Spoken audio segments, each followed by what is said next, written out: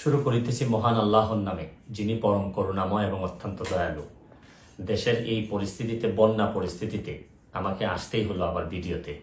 আমি সোশ্যাল মিডিয়ার মাধ্যমে যেভাবে দেখলাম যে এত পানি, বিশেষ করে আমি আমাদের এলাকায় দেখলাম যে 93 সালের পরে হবিগঞ্জে এত পানি খোয়াই নদীর উপরে কখনো হয়নি। কারণ একটা ভারত থেকে একটা ড্যাম এটা ছেড়ে দেওয়ার কারণে পানি আর কোনোভাবে কুলায় উঠতে পারতেছে না আমাদের নদী।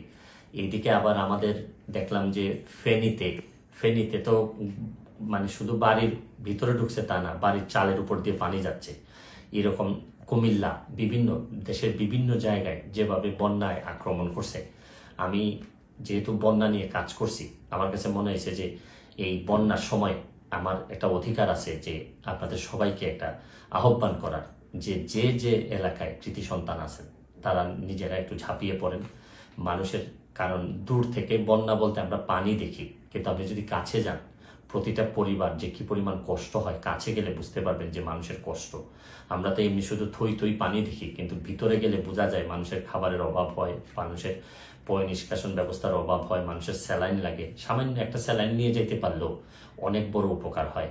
আমি বিশেষ করে প্রধান উপদেষ্টা মহোদয় ডক্টর মোহাম্মদ ইউনূস সাহেবকে অনুরোধ করব যে সারা দেশে, ওনার তো তৃণমূলে কাজ করার অভিজ্ঞতা আছে, উনি যদি একটু ব্যবস্থা নেন এবং মানুষ অনেক বেশি শান্তি পাবে। কারণ আমি আরেকটা জিনিস, আমি আমার এলাকায় নিজের হবিগঞ্জের যারা যারা আছেন, যারা আমাকে, আমার আত্মীয় স্বজন, যারা ফলোয়ার আছেন, তাদেরকে বলবো যে আপনারা যে যেভাবে পারেন আমাদের এলাকার, অন্তত এলাকার মানুষগুলারে সেভ করার চেষ্টা করেন।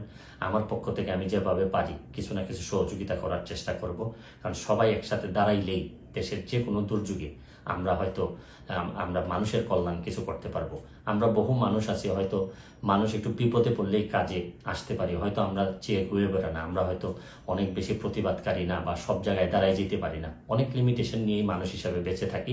তারপর চেষ্টা করেন যে সবাই মিলে অন্তত বন্যা দুর্গতরে সব কিছুর ঊর্ধ্বে উঠে বন্যা যারা দুর্গত তাদের পাশে দাঁড়াবেন, এইটুকু আমার আপনাদের কাছে আহ্বান, আপনাদের কাছে চাওয়া। তারপর আমি একটা জিনিস বলি যে খুব খারাপ, এখনো আমাদের এলাকায় নদী ভাঙ্গন দেখা দেয়নি, নদীর চারদিকে পানি পড়তেছে। যদি ভাঙ্গন দেখা দেয়, খুবই খারাপ অবস্থা হয়, তাহলে আমার একটা, আপনারা নিশ্চিত থাকতে পারেন আমি যেভাবেই হোক সশরীরে আপনাদের মাঝে হাজির হব। আমি চেষ্টা করবো আমার সর্বস্ব দিয়ে যাদের জন্য আমি শপথ নিয়েছিলাম তাদের পাশে দাঁড়ানোর।